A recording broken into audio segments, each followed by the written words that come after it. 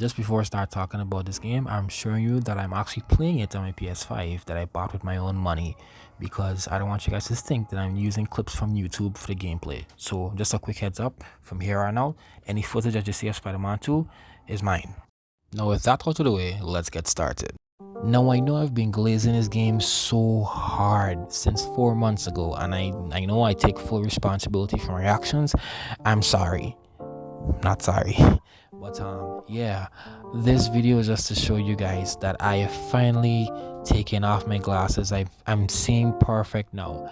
I now know what I really think about Spider-Man 2. Now the first thing that really hit me with this game ever since I first played it was the graphics, specifically the hair. Now I know there are some things that are still hard to this day to make in video game form, whether it be fur or water, but one of those things is hair, and the hairs for me look grainy. It looked like it just looked like grains of sand attached to some strings to a scalp on a character's head. It just looked like that, and I couldn't decide which mode I should play, performance or quality or whatever the other mode is. I just know that I had to just suck it up and just say, okay, that's how the game looked. But then no, as I was fighting Sandman, I saw that the sand particles looked 2D, and then when I got closer, indeed they were 2D. So I was like, this is a 2023 game, a $70 game for the PlayStation 5, not for the 4, and the particle effects are hit and miss, and I don't like it. It used to take me out of the action, out of the immersion of the game. Now you know why I didn't pick this game to be the best graphic game of 2023 for me. Now you know why I didn't pick this game to get the best graphics. So yeah, on the topic of the graphics, there's this thing about MJ. Now MJ was a body in Spider-Man 1. Okay, she was cute, right? Fine as hell. Not finer than Black Cat, but fine. Okay, cute, fine. But in this one now, her face was off, and then ever since that one particular photo hit the interwebs, I kid you not, people were raging off of this one photo. So I was wondering, I mean, yeah, to me it looked off, especially compared to another certain game that I picked over this in terms of graphics. But it looked off to me. And then as the days roll on, we realized that the actress that played her, she had some kind of injury to the face, and she had to reconstruct her jaw through surgery.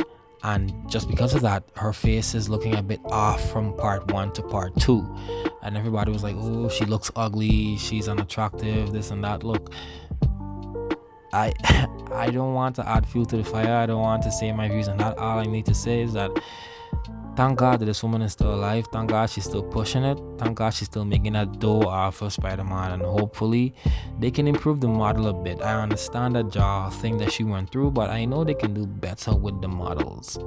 But the real question here in terms of the graphics is the graphics from Spider-Man 2 better from Spider-Man Miles Morales or Spider-Man 1? Well, for me, it all depends on which version you're talking about. If you're comparing the graphics from Spider-Man 1 on PS4 to Spider-Man 2 on PS5, there's an increase. But if you're comparing Spider-Man 1 Remake on PS5 to Spider-Man 2 on PS5, you wouldn't really see a difference, especially with Miles Morales on PS4 and 5. You wouldn't really see a big difference. But to me, the graphical leap happens with the animations and the transitions. As you can see, I was raving about the web wings all the time. That's a huge deal. The animations, the loading times, or the zero loading times, those are improvements, slight improvements I may add. But why you might say I call this game Spider-Man 2 a slight improvement is because it is literally that, to me at least. It's a slight improvement to Spider-Man Miles Morales and Spider-Man 1 on PS4, because in terms of the story, this whole story, it feels awesome. The main thing it's setting up is Venom. Craven just feels like something that was added on, like those extra missions you had to add on in Spider-Man 1. The whole Craven thing, I feel they could have just taken out Craven and then just put in Venom, and that's it. So yeah, The story is nothing really to write home about. It's a powerful story. The ending fight is awesome as always, right? We all know that. But for me, the game overall, in terms of story, is not better compared to Miles and Spider-Man 1. I love the story in Spider-Man 1, and especially in Spider-Man Miles Morales, because believe it or not, when I had my PS4, I played Spider-Man Miles Morales first, then Spider-Man 1. Then I got the 5 about 2-3 years later, and then I said, you know what, let me get Spider-Man 2. So yeah, in terms of anything new besides the story, it brings back the gadgets. It brings some new suits. The game is just a copy and paste. It feels like they were thinking of DLC for Spider-Man 2, for Spider-Man Miles Morales, or Spider-Man 1, and then they said, you know what, let's just make this into a full-fledged game. Put in Venom, let's play as Venom for a level or two, and then that's it. That's what the game feels like to me. That's not a bad thing. It's just, it feels like a big beefy DLC on the disc, and they charge us $70 for it. Now I know I must address this. For the Game Awards, for my Game Awards, I choose Spider-Man 2 for Game of the Year, and I'm going to tell you guys the truth right now. I did not feel like choosing that game, because I didn't start gaming from the beginning of 2023. I started PS5 gaming like literally in the middle of 2023, like in the last half of 2023. I didn't get a chance to play all those titles that PS5 had then.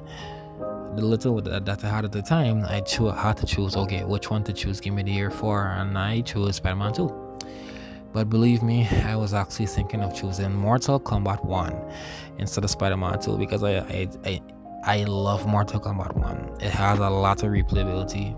Spider-Man 2 has replayability also, but come on, MK1 is a fighting game. You would always choose a fighting game over a story game unless you want to play the story over and over and over again, which I do not want to do with Spider-Man 2. And in terms of the Game Awards that it had, that everybody was pissed that Baldur's Gate 3 won Game of the Year and Spider-Man 2 didn't. Spider-Man 2 basically got nominated for a lot of stuff but didn't win anything else. And then when it came to Game of the Year, everybody said, okay, give us this one dub, give us this one W. Then the Game of the Year is Baldur's Gate 3. For me, Baldur's Gate 3 is not my type of game. I can kind of see why people chose that, or the majority chose Baldur's Gate 3 over Spider-Man 2 for Game of the Year, because when I really think about it, when I took off my glasses, like I said, I cleaned my eyes, I saw clearly, and I said to myself, yeah, Spider-Man 2 doesn't deserve to be Game of the Year. I don't know if I'm upsetting anybody here watching this video, but this is my opinion and my opinion only. I do not think Spider-Man 2 deserves Game of the Year, and I'm kind of glad it didn't get Game of the Year. It would have been cool, of course, right? Spider-Man, but still, let's be objective here. Let's sit back and let's be adults here. Let's think straight for a second. Spider-Man 2 doesn't deserve to be Game of the Year. So it's a very good game. I like it, but still, with all that being said, I must say I am excited to see what Insomniac Games has in store for us for the future of the Spider-Man universe, in game form, of course, with the introduction of Cindy Moon. That's my girl Silk, by the way. Green Goblin coming through. A whole lot of stuff is happening, and I can't wait to see what they take the future of these games with. I cannot wait. I cannot wait. I literally cannot wait. But yeah, that's all for now. I didn't want to make this video super long. I didn't want to make this video an in-depth review. It's just my personal thoughts on Spider-Man 2 after glazing it for 4 months straight. But yeah, that is all for now. Hope you guys enjoyed the video, and thank you guys so much for watching, and I hope to see you guys on another awesome gaming video.